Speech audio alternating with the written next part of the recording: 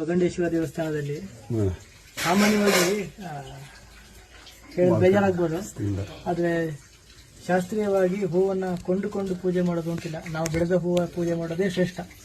ಕೋಟಿ ರೂಪಾಯಿ ಹೊರಗಿನ ತರೋದಕ್ಕಿಂತ ಒಂದು ಹೂವನ್ನ ತುಳಸಿ ದಳವನ್ನ ಮನೆಯಲ್ಲಿ ಬೆಳೆಸಿ ಹಾಕಿದ್ರೆ ಅದಕ್ಕೆ ಫಲ ಜಾಸ್ತಿ ಅಂತ ಹೇಳಿ ಇವತ್ತು ಯಾವ್ಯಾವ್ದು ಪ್ಲಾಸ್ಟಿಕ್ ಎಲ್ಲ ಹಾಕ್ತಾರೆ ನೋಡಿ. ಈ ತರ ಪ್ರಕೃತಿಗೆ ವಿರೋಧವಾದದ್ದು ಯಾವುದು ಕೂಡ ಶಾಸ್ತ್ರೀಯ ಅಲ್ಲದ ಅಶಾಸ್ತ್ರೀಯ ನೋಡಿ. ಹಳೆಯ ಸಂಪ್ರದಾಯದಿಂದ ಬಂದಂತ ಹೌದು ಶಾಸ್ತ್ರ ಇದು. ದರ್ಬೆ ಹುಲ್ಲಲ್ಲಿ ದರ್ಬೆ ಹುಲ್ಲು ಇದನ್ನು ಮುಖ್ಯವಾಗಿ ದೇವರಿಗೆ ಅಭಿಷೇಕ ಆದ ತಕ್ಷಣ ಹಾಕಬೇಕು. ಈ ನೋಡಿ ಈ ಭಗಂಡೇಶ್ವರ ದೇವಸ್ಥಾನದಲ್ಲಿ ಕಾಡು ಹೂ ಕಟ್ಟೋರಿ ದರ್ಬೆ ಹುಲ್ಲಲ್ಲಿ.